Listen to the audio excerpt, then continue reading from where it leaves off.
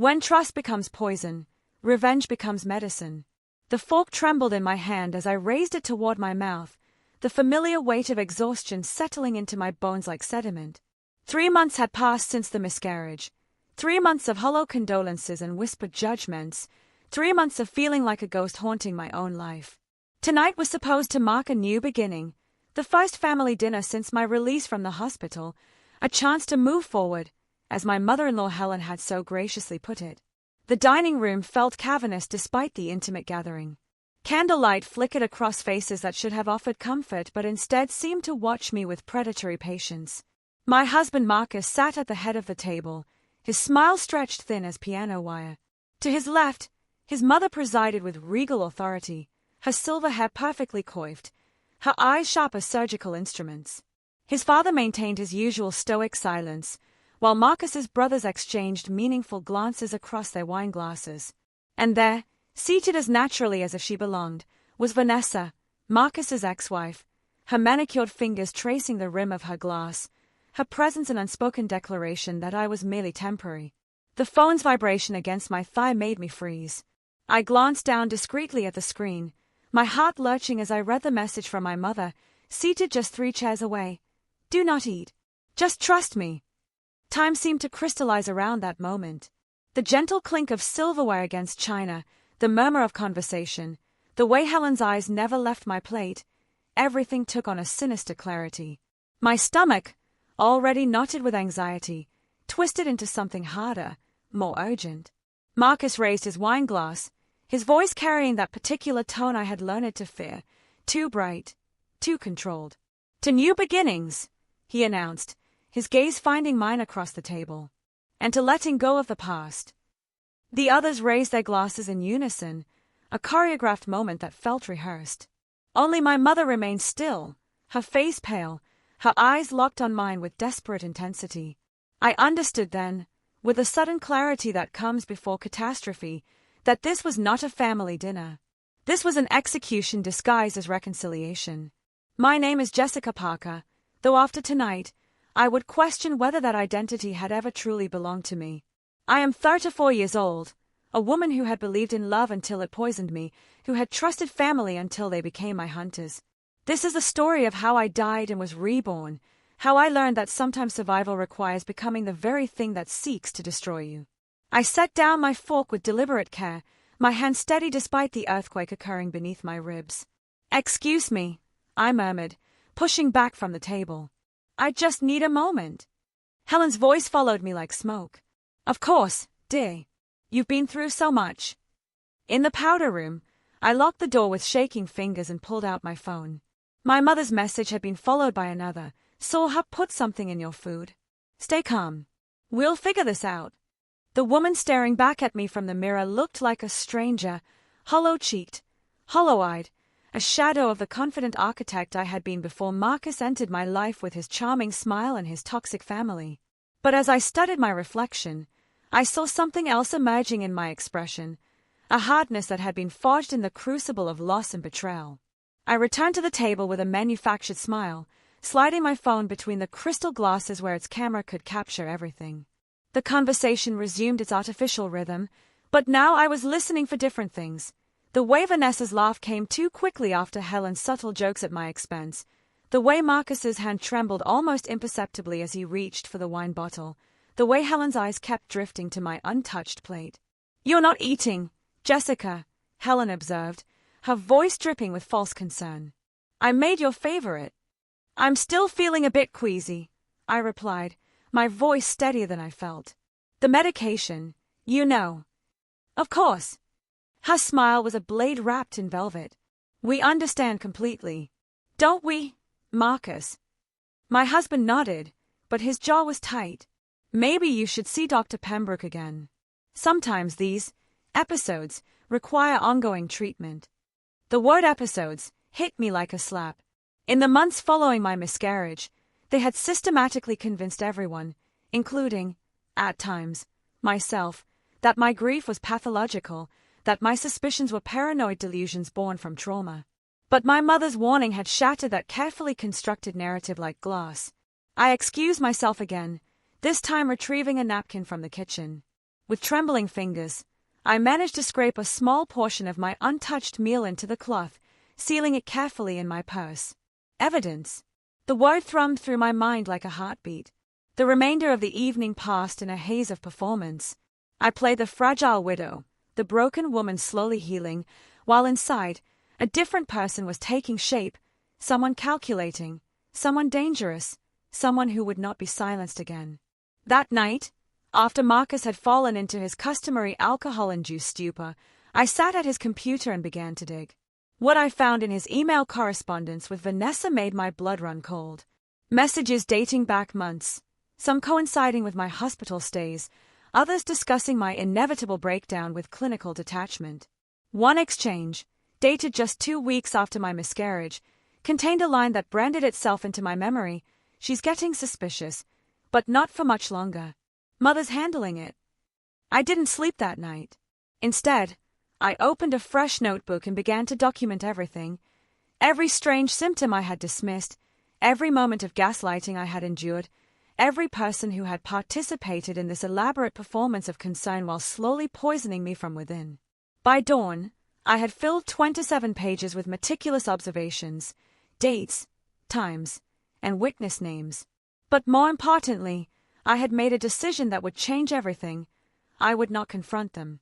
I would not break down or demand explanations or storm out in righteous fury. Instead, I would become invisible, a ghost in my own home, gathering evidence while they believed me broken beyond repair. The transformation began immediately. I researched the symptoms I had been experiencing, the dizzy spells, the memory lapses, the crushing fatigue that no amount of rest could cure. Heavy metal poisoning. The realization hit me with such force that I had to grip the edge of the desk to remain upright. They hadn't just been gaslighting me, they had been systematically destroying my body and mind with calculated precision. I called the number for a private investigator, my voice steady as I explained the situation in clinical terms. David Moss had spent 20 years with the FBI before going private, and his response to my story was immediate and decisive. "Mrs. Parker, based on what you're telling me, you're in immediate danger. Don't eat anything prepared in that house. Don't drink anything you haven't opened yourself. And whatever you do, don't let them know you suspect anything."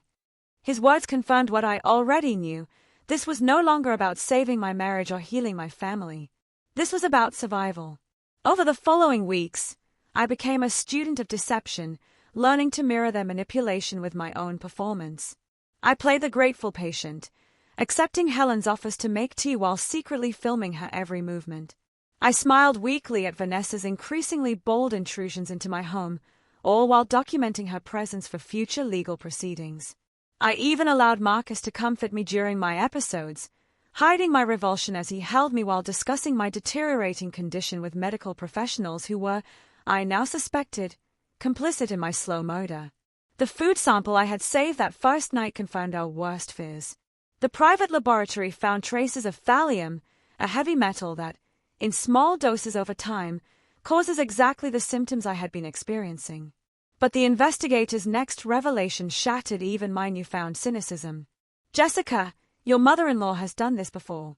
At least 3 other cases we can document, all involving women in contested inheritance situations. She has a network, doctors, lawyers, even some judges who look the other way in exchange for campaign contributions to her medical foundation." The scope of Helen's operation was breathtaking in its audacity. She had weaponized her medical credentials, her social connections, and her family's legal expertise to systematically eliminate women who threatened their financial interests. I was not her first victim, I was simply her most recent project.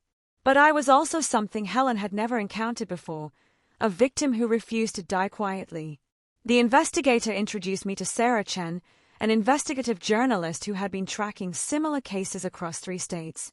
Sarah's files read like a horror novel, women driven to suicide, others committed to psychiatric facilities against their will, some who had simply disappeared after signing over their assets to helpful relatives. The common thread in every case was Helen Parker, always operating in the shadows, always shielded by a network of corrupt professionals who shared in the profits of her systematic destruction of human lives. "We can stop her," Sarah told me during one of our clandestine meetings. "But it's going to require you to be patient. to stay in that house, to keep playing their game while we gather enough evidence to destroy her completely. I agreed without hesitation. The woman they had tried to break no longer existed. In her place stood someone harder, someone who understood that mercy was a luxury I could not afford. The next phase of my plan required careful choreography. I began seeing Dr. Rebecca Martinez, a psychiatrist recommended by Sarah who specialized in trauma recovery and criminal psychology. Dr. Martinez helped me document my symptoms and their timeline, creating an irrefutable medical record that would later prove invaluable in court. More importantly, she helped me understand the psychological profile of my attackers. Helen Parker is what we call an institutional predator, Dr. Martinez explained during one of our sessions. She uses her position of authority and trust to prey on vulnerable individuals, but she's also remarkably intelligent and patient. She builds elaborate scenarios that make her victims complicit in their own destruction. Meanwhile, I continued my performance at home, playing the slowly recovering patient while secretly installing cameras throughout the house. The footage I captured over the following months was damning. Helen, alone in my kitchen, methodically adding powder to my coffee canister. Vanessa, searching through my personal papers while I was supposedly napping. Marcus, on the phone with someone, discussing my treatment timeline and expressing frustration at my unexpected resilience. The breakthrough came when my sister-in-law Emma visited unexpectedly. Emma had always been the outlier in the Parker family, too ethical for their schemes, too honest for their comfort. She was moving across the country and wanted to say goodbye, but what she really wanted was to unburden herself of a secret that had been eating her alive. "Jess, I recorded something I think you need to hear," she whispered, glancing nervously toward the kitchen where Helen was preparing tea. She handed me a small digital recorder. It was at Sunday dinner 3 weeks ago. I was in the bathroom, and I heard them talking in the hall. The recording was brief but devastating. Marcus's voice, discussing my progress with clinical detachment. "She's weaker than we expected, but still fighting. Maybe we need to increase the dosage." Helen's response was equally chilling. "Patience, darling. Too much too fast raises questions. We've waited this long, a few more months won't matter." But it was Vanessa's contribution that truly revealed the depth of their conspiracy. What if she doesn't sign the papers? What if she somehow survives this? And Helen's reply, delivered with the casual indifference of someone discussing the weather, "Then we move to Plan B. Sometimes accidents happen to people with compromised mental states." I sat in my car after Emma left, listening to that recording over and over, each repetition hardening something inside me until I was no longer capable of fear, only of a cold, calculating fury that demanded satisfaction. The evidence was overwhelming by now. The investigator had documented financial transfers between Marcus and Vanessa totaling over $200,000. Sarah had connected Helen to a network of corrupt medical professionals spanning multiple states. The laboratory analysis had confirmed systematic poisoning over an extended period. Dr. Martinez had provided expert testimony about the psychological manipulation I had endured. But I wanted more than justice. I wanted complete annihilation. The final phase began with a dinner party. I invited all of them, Helen, Marcus, Vanessa, even Marcus's brothers who had remained willfully blind to their mother's crimes. I told them I was ready to move forward with our lives, that I had finally accepted my role in the family's future. They came eagerly, believing they had finally broken me into compliance. I cooked everything myself, ensuring that every dish was perfectly prepared and completely untainted. As we sat around the table, I raised my wine glass in a toast that mirrored Marcus's words from that first terrible evening. "To new beginnings," I said, my voice steady and clear, "and to truth finally coming to light." They drank enthusiastically, unaware that federal agents were positioned outside, that our conversation was being recorded by multiple devices, that the evidence I had gathered over months was already in the hands of prosecutors. As Helen began to outline her plans for my continued treatment, and Marcus discussed the financial arrangements he had made for my care, I watched them condemn themselves with their own words. The arrest began at precisely 9 o'clock. Helen was taken first, her face registering genuine shock for perhaps the first time in her manipulative life. Marcus followed, his protests about misunderstandings falling on deaf ears as agents read him his rights. Vanessa tried to run, a pathetic spectacle that ended in the garden with her face down in the roses she had planned to tend after my death. The trials that followed were swift and decisive. The evidence was overwhelming, the crimes undeniable. Helen was convicted on 17 counts of conspiracy, fraud, and attempted murder across multiple states. Marcus received 15 years for his role in the conspiracy. Vanessa, whose cooperation with prosecutors earned her a reduced sentence, would spend the next decade in federal prison. But their convictions were only the beginning of my revenge.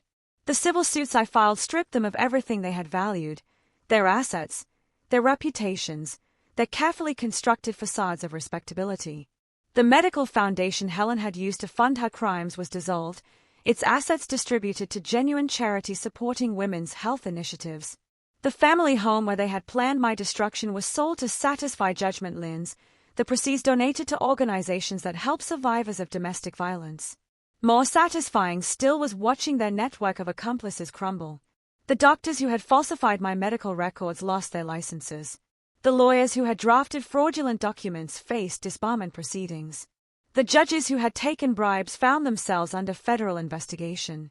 Sarah's investigative series won a Pulitzer Prize and spawned congressional hearings into medical corruption. Dr. Martinez became a leading expert on institutional predation, helping law enforcement agencies nationwide recognize and prosecute similar crimes.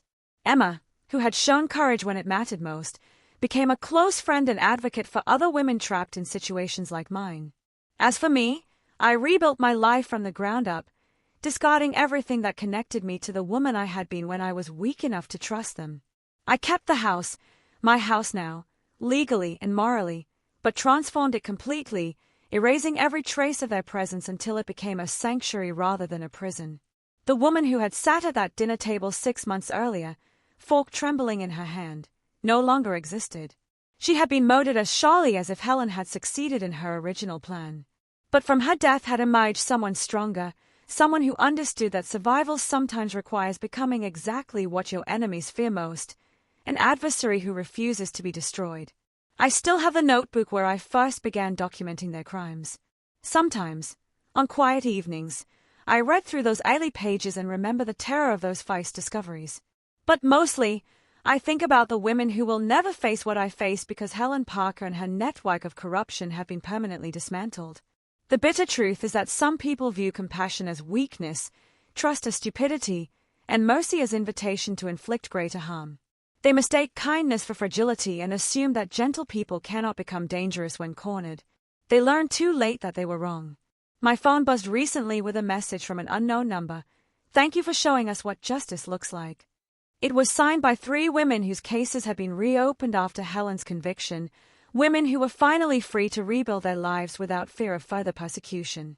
I smiled as I deleted the message, not because I didn't appreciate their gratitude, but because I understood something they perhaps did not yet. The greatest revenge is not the destruction of your enemies, but the construction of a life so completely your own that their memory becomes irrelevant.